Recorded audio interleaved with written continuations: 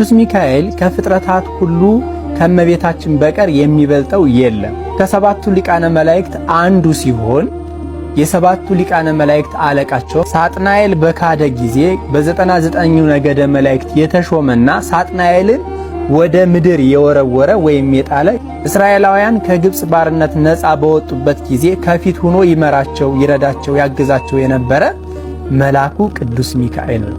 በኢያሪኮ ምድር ተገልጦ ኢያሱ ጥላቶቹን እንዲያሸንፍ የረዳው በለዓም እስራኤልን እንዳይረግማቸው በአህያይቱ ፊት ቆሞ በሰው ቋንቋ ያናገረና በለዓምም እርግማኑን ትቶ እስራኤልን እንዲመርቃቸው ያደረገ በብሉይ ኪዳን ለነበሩ ቅዱሳን ሁሉ ረዳቸውና እንዲጠብቃቸው ከእግዚአብሔር ዘንድ የሚላክ መልአኩ ቅዱስ ሚካኤል።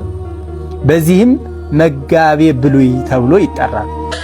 የባህራንን የሞት ደብዳቤ ወደ ሕይወት የቀየረለት አፎሚያንም ከሰይጣን ያዳናት ድል ያደረገላት መጽሐፍ መልአከ ምክሩ ለእግዚአብሔር ይለዋል። ለምህረት ለይቅርታ ለሰው ልጆች የሚላክ ርኅሩህ ደግ መልአክ እግዚአብሔር ወደ ሰው ልጆች ከሰው ልጆች ወደ እግዚአብሔር ምህረትን የሚለምን የሚያማልድ መልአኩ ቅዱስ ሚካኤል። ይህ ቅዱስ መልአክ የሰራቸው ታላላቅ ስራዎች ስላሉ ወር በገባ በ12 ቀን እንደ ዓመታዊ ክብረ በዓል ሆነው ይከበራሉ። መላእክት ከምንድን ነው የተፈጠሩት?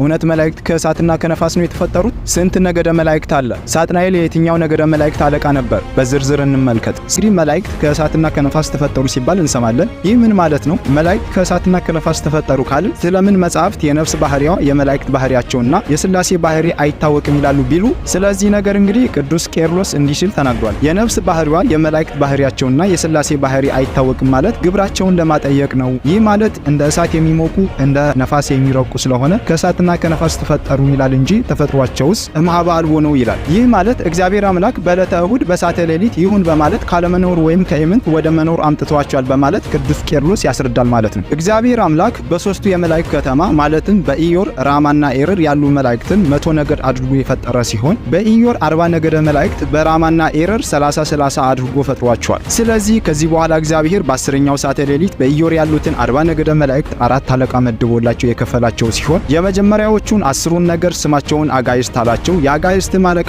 ሳጥናኤል ነበረ ከመውደቁ በፊት። ሳጥናኤል ማለት ምን ማለት ነው ቢሉ ቅሩበ እግዚአብሔር አሐዜ መንጦላይት አቅራቢ ስብሐት ማለት ነው። ሁለተኛም 10ሩን ነገር ስማቸውን ኪሩቤል አላቸው። እነዚህም ካህናት ናቸው፣ የቄሳውስት አምሳል ናቸው። እነዚህንም ሲፈጥራቸው ከወገባቸው በታች 1 ከወገባቸው በላይ 4 አድርጎ ፈጥሯቸዋል። እነዚህም 4 ገጽ ያላቸው ገጸ ሰብ፣ ገጸ አንበሳ፣ ገጸ ንስርና ገጸ እንስሳ ናቸው። ከእግራቸው ጀምሮ እስከ ራሳቸው ድረስ በአይን የተሸለሙ ሲሆን ሕዝቅኤል ምዕራፍ 10 ከቁጥር 1 እስከ 2 ላይ እንዲህ ይላል። የእነዚህም አለቃቸው ገጸ ሰብ ገጸ አንበሳ ናቸው። ስማቸውም ኪሩቤል ይባላል። እነዚህንም በኢዮር በሁለተኛው ከተማ ካለቆቻቸው ጋር አስፍሯቸዋል። ሕዝቅኤል ምዕራፍ 10 ከቁጥር 1 እስከ 2። ሶስተኛም 10ሩን ነገር ስማቸውን ሱራፊል አላቸው። የዲያቆናት አምሳል ናቸው። የእነዚህም አለቃቸው ገጸ ንስር ገጸ እንስሳ ሲሆን ስሙም ሱራፊ ይባላል። እነዚህንም በሶስተኛው ከተማ በኢዮር አስፍሯቸዋል። ከዚህም በኋላ አራተኛ 10ሩን ነገር ስማቸውን ኃይላት አላቸው። የእነዚህም አለቃቸው ቅዱስ ሚካኤል ሲሆን ሄኖክ ምዕራፍ 10 ከቁጥር 2 እስከ 6 ላይ አለ። አንብቡት። ምንጭ መጽሐፍ አክሲማሮስ ከመረጃው ጋር ቢነበርኩኝ። ለዛሬ በዚያ በቃን። ከሶስቱ የመላእክት ከተማ አንዷ የሆነችውን በኢዮር የሚገኙ 40 ነገደ መላእክት ከናለቆቻቸው ተመለከትን። ለምንድን ነው ሚካኤል በቀኝ ገብርኤል በግራ የሚሳል ከተባለ ክብር ይግባትና እመቤታችን ቅድስት ድንግል ማርያም አቃቢዎቿ ወይም ጠባቂዎቿ የነበሩት ለሁሉም ሰው ጠባቂ መልአክ አለው። በቀኝ ቅዱስ ሚካኤል በግራ ቅዱስ ገብርኤል ነበር። ስለዚህ ለሁላችንም መዓልትና ሌሊት የሚጠብቁ ጠባቂ መላእክቶች አሉ። ስለዚህ ዘወትር ከድንግል ማርያም በቀኝ በኩል ቅዱስ ሚካኤል ነበር፣ ዘወትር በግራ በኩል ቅዱስ ገብርኤል ነበር። እንደውም ቅዱስ ኤፍሬም የተባለ የቤተክርስቲያን የሶሪያው ሊቀ ጳጳስ ሲናገር በኪሩቤል ነው የሚመስለው። በእኛም ሊቃውንተ ትርጓሜ ተቀምጧል። ዘጸአት ምዕራፍ 37 ቁጥር 9 ላይ እንዲህ የሚል ቃል ተጽፏል። በታቦቱ መክደኛ ላይ እግዚአብሔር ሙሴን ሲያዘው አንድ ቀንና ሥርዓት አዞታል። ምን ይላል?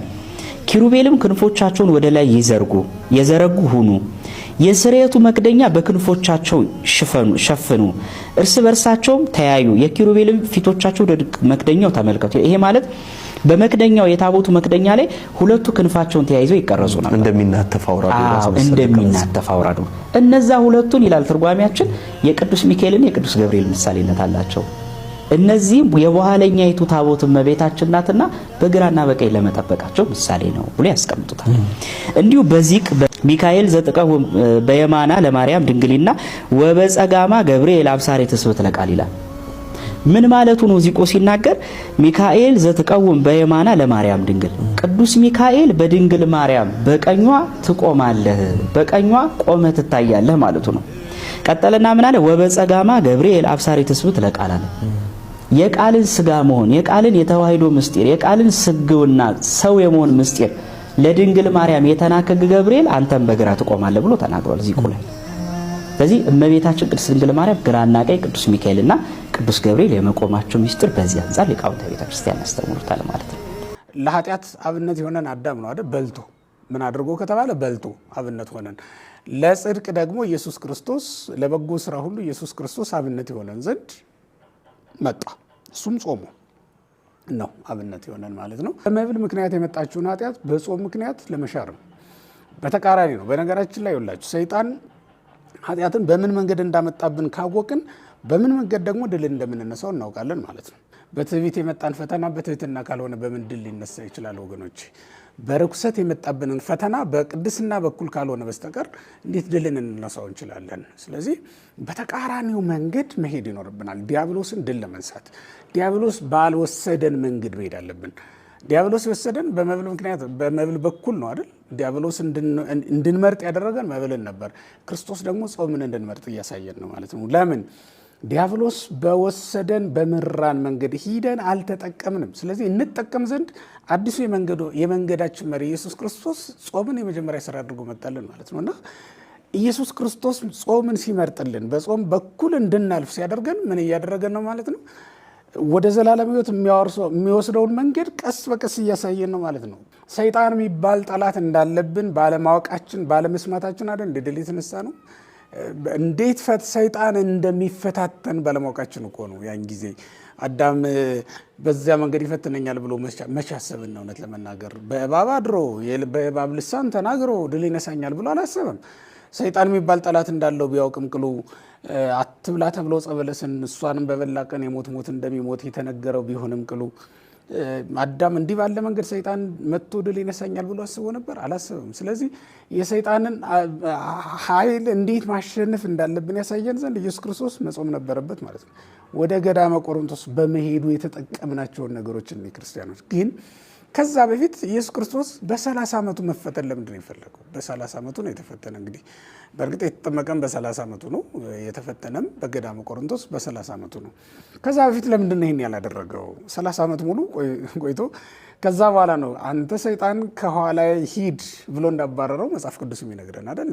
እስከዛ ለምን ተወው ሰይጣንን ብንል ግን እውነት ለመናገር ሰይጣን ለክርስቶስ አርፎለት ያውቃል? ከተወለደባት ቀን ጀምሮ ታስታውሳላችሁ። ዕለቱን እንደተወለደ ጊዜ ጀምሮ ሰይጣን ጦር መስበቁን ሰራዊት መሰብሰቡን አላቆምም ነበር። እንደዚህ እንዳሁኑ ባለ መንገድ ባይመጣም ቅሉ ሰይጣን በሄሮድስና በሰራዊቱ አድሮ ሊያስገድለው ያልፈለገበት ጊዜ የለም። ያ ሁሉ እልቂት ለምን ተፈጸመ? የገሊላ ሕፃናት ለምን ታረዱ? በሰይጣን ትእዛዝ መሰረት አይደል? በሰይጣን ፈተና ማለት እኮ ይሄ ነው አንዱ። እና ከሀገር ሀገር እንዲሰደድ ያደረገው፣ እናቱን ያስለቀሰ፣ በሽፍታ እንድትከበብ ያደረገ፣ በግብፅ በረሃዎች ያንከራተተ ያ የሰይጣን ፈተና ነው። ሰይጣን ያደረገው ነገር ነው።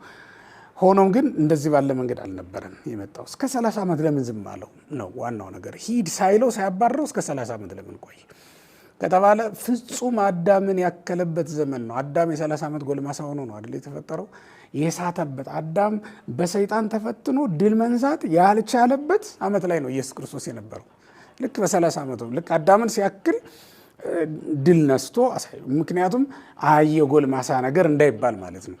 አዳም ድል ቢነሳ የጎልማሳ ነገር ምን ይደረግ? በዚያ በጎልማስነት ዘመን ይህን ልብላው፣ ይህን ልቅመሰው፣ ይህን ሊያዘው፣ ይህን ልጨብጠው የሚባልበት ዘመን ነው አይደል? እንዴ ጎልማስነት ሁሉን ያስደርጋል። ግን እንዲህም ሆኖ ድል መንሳት ይቻላል የሚለውን ለማሳየት አዳም ድል በተነሳበት ዓመት ላይ ሲደርስ ፍጹም አዳምን ሲያክል ሰይጣን አጠገቡ ሲመጣ ሂድ ብሎ ለማባረር በቃ ማለት ነው። ኢየሱስ ፈቀደ። ኢየሱስ ክርስቶስ በዚያ መሰረት የሆነ ነው ማለት ነው።